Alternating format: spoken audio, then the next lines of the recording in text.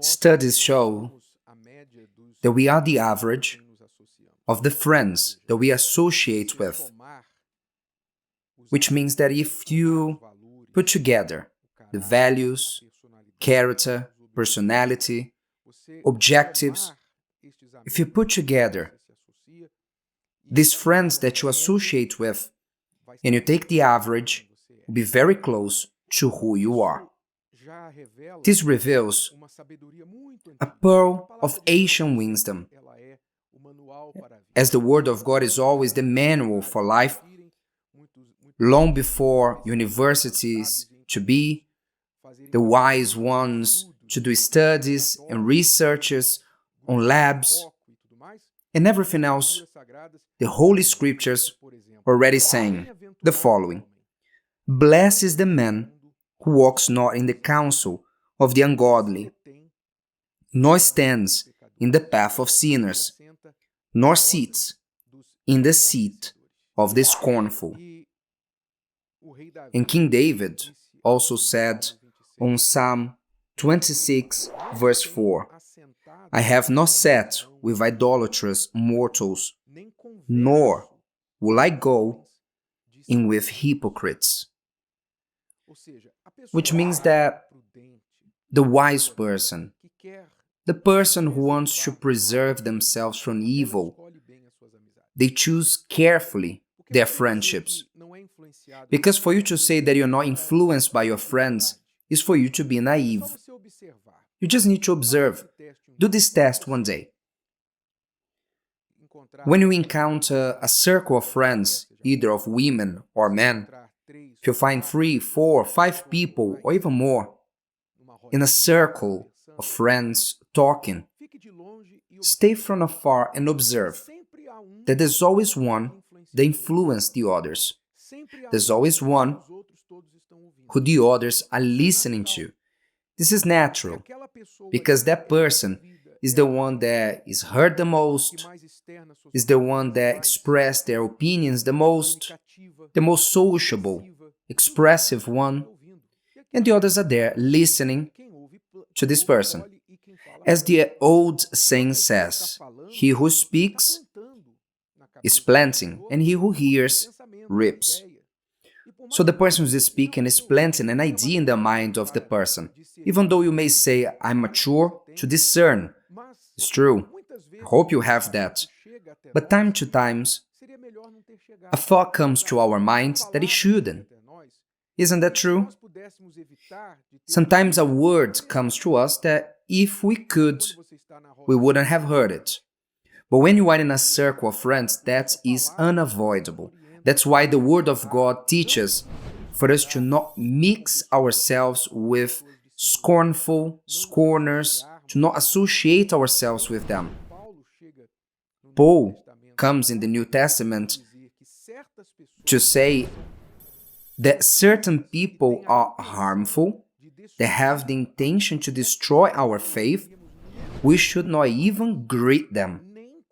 Not even greet them. Can you imagine? This is not a matter of being rude. This is a matter of preservation of your own faith, your own life.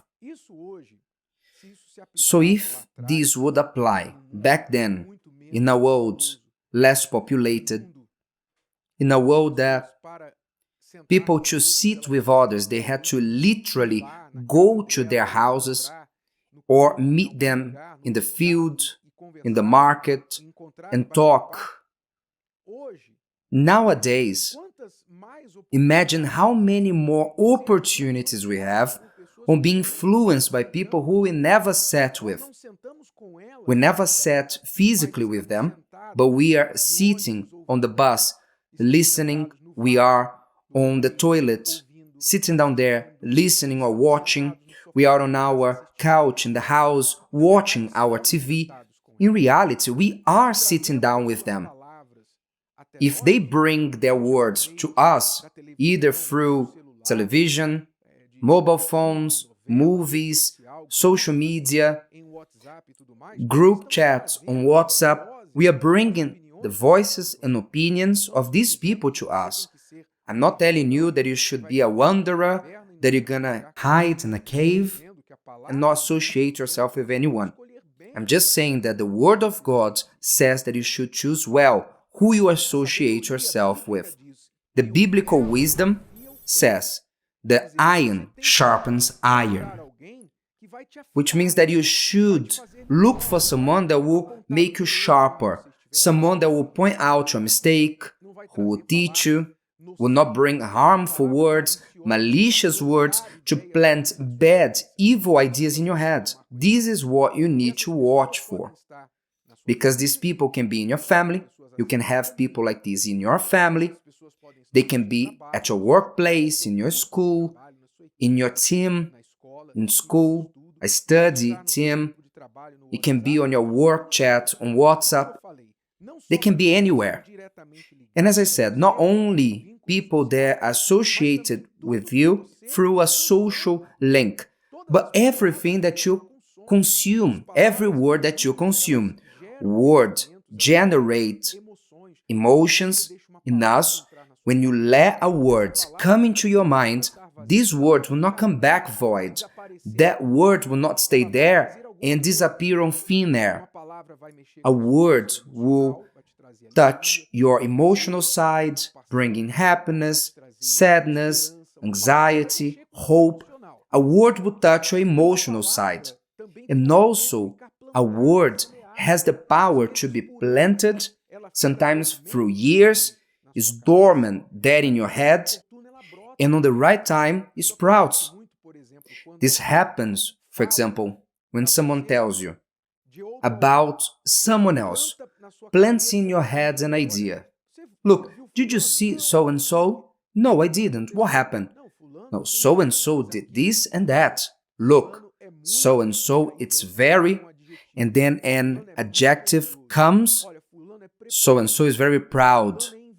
It's envious, and this, and that. It plants a word about so-and-so in your mind. Maybe you don't see so-and-so for many months or even years. But that thought, you think, it's gone. It's just a cheap talk. I even tied it up. You say that. When I heard, I even tied it up. But you cannot erase what you've heard. Isn't that true?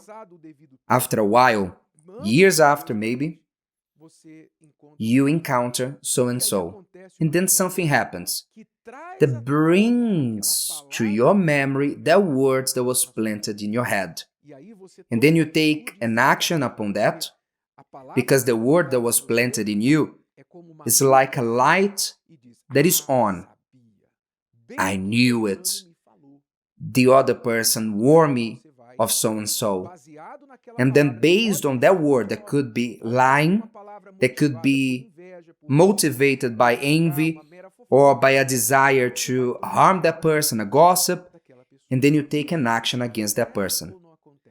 Isn't that real? Will you deny that this happens to you, to me, to all of us? This happens every day. It's the most usual thing. That's why we have to act as a police officer of our own minds and ears. We have to be police officers of our own ears. What do we bring to our ears? What do we put in front of our eyes? And this includes the friendships we have, the groups we belong to, and people that we associate with. Think about it, because maybe you're not advancing in life, and you never thought that who is holding you back, not allowing you to run, are the friends you have, are the people that you associate with, people that you say, they are like me, they are brothers, childhood friends. Is a person like this or that, they helped me back then. Okay, but it's not because the person helped you once that they will always be a help in your life. Maybe they only helped you once, and now they are a burden. And you are afraid on saying no, you're afraid on not accepting the invitations of that person, and the person stays there as a leech or a bug sucking your blood. Watch over your friends if you want to grow, if you want to advance and run in your life. Did you like this? Would you like to hear it again? Listen to it as many times as you need until this content becomes part of you. Don't forget to leave your like, comment, and share. See you next time.